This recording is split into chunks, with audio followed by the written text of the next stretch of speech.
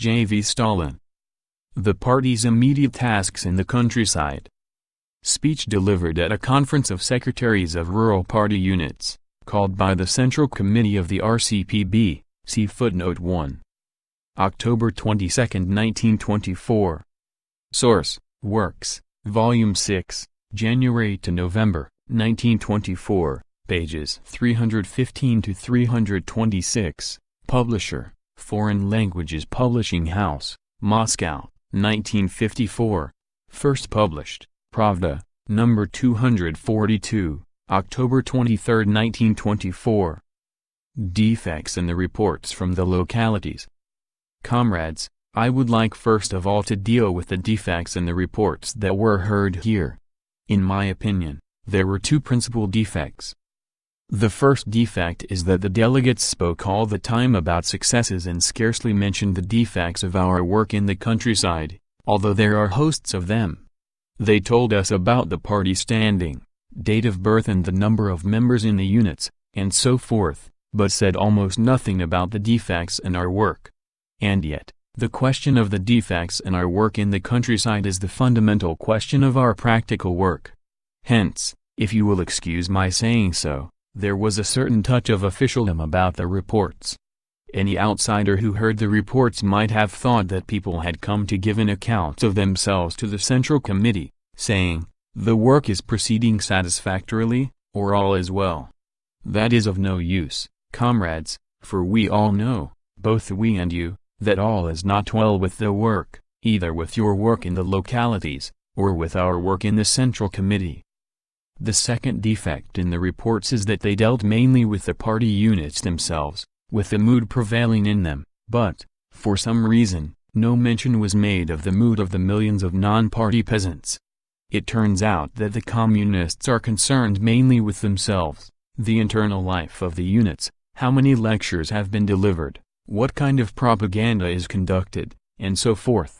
It turns out that the communists mostly keep their eyes on themselves and forget that they are surrounded by an ocean of non-party people, without whose support the entire work of the unit stands in danger of being reduced to useless botch work. What are the relations between the party organizations and the non-party masses? About this nothing, or almost nothing, was said. It is wrong to keep your eyes only on yourselves. You must look first of all at the millions of non-party peasants, study their needs and wishes and reckon with their requirements and moods. This explains the dryness of and the bureaucratic touch about the reports. Those are the two principal defects that I wanted to mention in order that the comrades should take note of them. I shall ask you again, comrades, to excuse me for telling you the blunt truth. But I earnestly ask you to tell us in your turn the truth about the defects and mistakes in the work of the Central Committee. And now to business. The party's chief defect, the weakness of party work in the countryside. What is our party's chief defect at the present time, under the conditions of the NEP, when the peasantry is displaying greater political activity, and when much more is demanded of the party than was demanded, say, 2 years ago? The chief defect of our party is the weakness of its work in the countryside, its lack of organization and its poor quality. What is the cause of this weakness? How are we to explain the fact that party work in the towns is going full steam ahead, whereas in the countryside it is in a bad way? Is not agriculture developing? Have not the conditions of the peasants improved during the past 2 years since the surplus appropriation system was abolished? Are not the growth of industry and the supply of urban manufactures easing the conditions of the peasants? Has not the stable currency eased the conditions of the peasants? What is the source, then, of the weakness of our party's work in the countryside? To answer this question it is necessary, first of all, to decide another question: what is the source of our party's strength in the towns? Wherein lies the strength of our party in the towns? And so, wherein lies the strength of our party in the towns? Its chief strength in the towns lies in the fact that it has around it a wide non-party active of workers, numbering several 100,000, which serves as a bridge between the party and the vast mass of the working class. Our party is strong in the towns because between the party and the vast mass of the working class there is not a wall, but a connecting bridge, in the shape of a mass active of non-party workers numbering several 100,000. The party recruits forces from this active.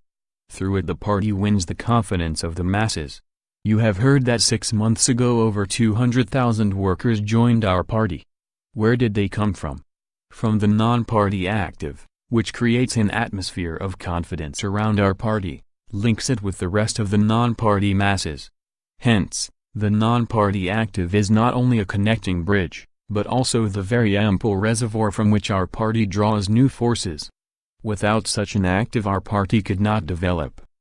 The party grows and gains strength if a wide non-party active grows and gains strength around the party. The party grows sick and feeble if there is no such active. Wherein lies the weakness of our work in the countryside? And so, wherein lies the weakness of our party work in the countryside? It lies in the fact that the party does not have in the countryside a wide non-party active of peasants that could link the party with the tens of millions of toiling peasants in our country. What is the situation in the countryside? There is a thin network of party units in the countryside. Then comes an equally thin network of non-party peasants who sympathize with the party. Beyond it stretches an ocean of non-party people, tens of millions of peasants, whom the thin network of the non-party active does not and cannot link with the party. This, properly speaking, explains why this thin network cannot stand the strain, why it often breaks and, instead of a connecting bridge, a blank wall sometimes rises between the party and the non-party masses in the countryside. The chief task is to create a peasant active around the party. Hence, our party's chief task in the countryside is to create a numerous, non-party peasant active, numbering several 100,000, capable of linking the party with the tens of millions of toiling peasants. Comrades, either we create such an active and thereby raise our party's position in the countryside to the level existing in the towns, and then no problems and no difficulties need daunt us, or we fail to create such an active, in which case all our work in the countryside will be in a bad way. It is this that we must now make the focal point of all our work. Unless our party creates such an active, which must be numerous, and must consist of genuine peasants, our party is doomed to chronic ailment in the countryside. Of course, this is a difficult task. Such an active cannot be created in 1 year. But created it must be, and the sooner we'll begin to create it, the better. The Soviets must be revitalized. But how is such an active to be created? How is this problem to be solved? To think that it can be solved by means of verbal propaganda, by quoting from books, would be a great mistake. A wide, non-party peasant active can be created around the party only in the course of mass work in connection with the practical needs of the countryside, in the course of extensive Soviet constructive work in the countryside, by drawing the peasants into the work of Volost, district, Uyezd and gubernia administration. To revitalize the Soviets, to put them on their feet, to draw all the best elements of the peasantry into the Soviets, that is the way in which a wide, non-party peasant active can be built up. Lenin said that the Soviets are the organ of the bond between the workers and the peasants, the organ through which the workers lead the peasants. And so, if we want to ensure that the political activity of the toiling peasants does not become detached from the leadership of the workers, we must take all measures to ensure that the peasants are drawn into the Soviets, that the Soviets are revitalized and put on their feet, that the peasantry find an outlet for their political activity by participating unfailingly in the administration of the country. Only in the course of such work can the peasantry provide extensive cadres of a non-party active. Only from such an active can the party select tens of thousands of members in the countryside. The approach to the peasant must be changed. To revitalize the Soviets, however, apart from everything else, one condition must be fulfilled. To achieve this, the very approach to the peasants must be radically changed. What must be the nature of this change? It consists in the communist learning to approach the non-party man as an equal. He must not domineer, but carefully heed the voice of the non-party people.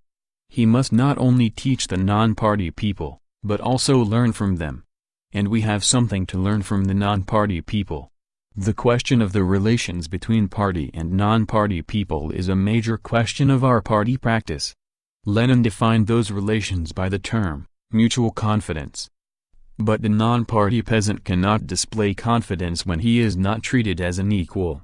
In such cases, instead of confidence, distrust is created, and often the result is that a blank wall rises between the party and the non-party people. The party is divorced from the masses and the bond between the workers and peasants is converted into estrangement. The lessons of the revolt in Georgia.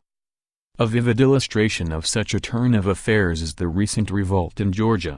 See footnote 2. Our newspapers write that the events in Georgia were stage-managed. That is true, for, in general, the revolt in Georgia was an artificial, not a popular revolt. Nevertheless, in some places, thanks to the bad link between the Communist Party and the masses, the Mensheviks succeeded in drawing a section of the peasant masses into the revolt. It is characteristic that they are the localities that are the most saturated with communist forces. There are relatively far more communists in those localities than in the rest. And yet it was there that our people missed, overlooked, failed to notice the fact that there was unrest among the peasants, that something was brewing among them, that there was discontent among them, that it had been growing day by day, and the party knew nothing about it. In the places that were most saturated with communists, the latter proved to be most divorced from the sentiments, thoughts and aspirations of the non-party peasantry. That is the crux of the problem. How could this incongruous thing have happened? It happened because the communists did not know how to approach the peasants in the Leninist way. Instead of an atmosphere of confidence, they created an atmosphere of mutual distrust and thus divorced the party from the non-party peasants. An interesting point is that one of the most active responsible workers in Georgia attributes this incongruity to the weakness of the local Soviets and to the party being divorced from the non-party people. Undoubtedly, he says, the prime reason why we failed to see that a revolt was brewing is to be found in the weakness of the local Soviets. Lenin said that the Soviets are the surest barometer, the surest indicator of the mood of the peasantry. Now, it was just this barometer that the Communist Party and some of the UISs of Georgia lacked. Comrades, the events in Georgia must be regarded as symptomatic. What happened in Georgia may be repeated all over Russia if we do not radically change our very approach to the peasantry. If we do not create an atmosphere of complete confidence between the party and the non-party people, if we do not heed the voice of the non-party people, and, lastly, if we do not revitalize the Soviets in order to provide an outlet for the political activity of the toiling masses of the peasantry. One thing or the other. Either we succeed in adopting the correct Leninist approach to the non-party peasants in order to direct the growing political activity of the peasantry into the channel of constructive Soviet work and thus ensure that the peasants are led by the workers, or we fail to do this, in which case the political activity of the masses will bypass the Soviets, will pass over the heads of the Soviets, and take the form of bandit revolts like that which occurred in Georgia. That is how the question stands, comrades. A tactful approach to the peasantry is needed. To illustrate how tactlessly the peasants are approached sometimes, a few words must be said about anti-religious propaganda. Occasionally, some comrades are inclined to regard the peasants as materialist philosophers and to think that it is enough to deliver a lecture on natural science to convince the peasant of the non-existence of God. Often they fail to realize that the peasant looks on God in a practical way, that is, he is not averse to turning away from God sometimes, but he is often torn by doubt. Who knows, maybe there is a God after all. Would it not be better to please both the communists and God, as being safer for my affairs? He who fails to take this peculiar mentality of the peasant into account totally fails to understand what the relations between party and non-party people should be. Fails to understand that in matters concerning anti-religious propaganda a careful approach is needed even to the peasants' prejudices. The party's chief tasks. And so we arrive at the following conclusions. 1. The chief defect of party work in the countryside is the absence of a wide, non-party peasant active between the party and the tens of millions of non-party peasants. 2. The party's immediate task is to create such an active around the party in the countryside to serve as a source from which the party could recruit new forces. 3. Such an active can be created only by revitalizing the Soviets and by drawing the peasants into the work of governing the country. 4. To revitalize the Soviets, a radical change must be made in our approach to the non-party peasants. There must be no domineering, and an atmosphere of mutual confidence must be created between party and non-party people. Such are the party's tasks. Conditions for the work. Are there favorable conditions for carrying out these tasks? Undoubtedly, there are. There are 3 such conditions. I have in mind the principal ones. Firstly, the growing political activity of the rural poor. Attention should be paid to certain specific features of the development of agriculture. Whereas the development of industry is uniting the workers, putting an end to the declassing of the working class and restoring it as an integral whole. In the countryside, on the contrary, the development of agriculture is leading to the disintegration, to the differentiation, of the peasantry, to the formation of 2 camps, the camp of the kulaks, who are striving to capture the commanding positions in the countryside, and the camp of the poor peasants, who are seeking allies against the kulaks. Undoubtedly, revitalizing the Soviets will provide an outlet for the growing activity of the rural poor in order to create a united front, headed by the workers, against the domination of the kulaks, profiteers and usurers. Secondly, the institution of local budgets as the material basis for revitalizing the Soviets. Needless to say, budget questions, the collections of taxes and modes of expenditure, are of major importance for the peasantry. Hence, the participation of the peasantry in constructive Soviet work is now of more urgent importance than ever before. Thirdly, the timely assistance rendered by the Soviet government to the famine-stricken districts of our country. Undoubtedly, this assistance has created among the peasants an atmosphere of confidence towards the Soviet government. It scarcely needs proof that this atmosphere will facilitate the work of revitalizing the Soviets. The chief thing is to maintain contact with the millions of non-party people. And so, we have before us not only certain immediate tasks which our party must carry out in the countryside, but also a number of favorable conditions which facilitate the fulfillment of these tasks. It is now a matter of setting to work with a will on their fulfillment. In this connection we must bear in mind Lenin's immortal words to the effect that our party's strength lies in maintaining living contact with the millions of non-party people, that the more effective this contact is, the more durable will be our successes. He uttered those words at the 11th Congress of our party. Here they are. Among the mass of the people we, the communists, Stalin's note, are after all but a drop in the ocean, and we can administer only when we properly express what the people are conscious of. Unless we do this, the Communist Party will not lead the proletariat will not lead the masses, and the whole machine will collapse. See footnote 3. Notes. 1. The Conference of Secretaries of Rural Party Units called by the Central Committee of the R.C.P. took place on October 21 to 24, 1924. There were present 62 local party workers, of whom 4 represented central regions and gubernia committees, 15 represented area and district committees, 17 represented Volast committees, 11 represented village units, 11 represented YCL units and 4 were Volast organizers of peasant women.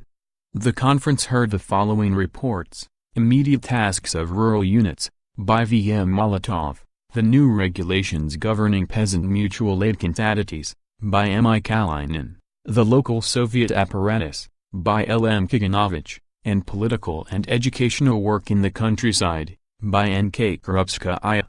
Reports were also delivered on the situation in the localities, and other questions were discussed.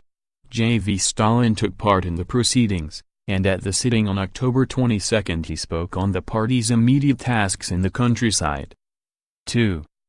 This refers to the counter-revolutionary revolt in Georgia at the end of August 1924, organized by the Georgian Mensheviks and bourgeois nationalists, who were supported by the leaders of the Second International and by agents of foreign governments. The revolt was quickly put down with the active assistance of the Georgian workers and toiling peasant masses. 3. C.V.I. Lenin, Works, 4th Russian edition, Volume 33, page 273. End of The Party's Immediate Tasks in the Countryside, by J.V. Stalin.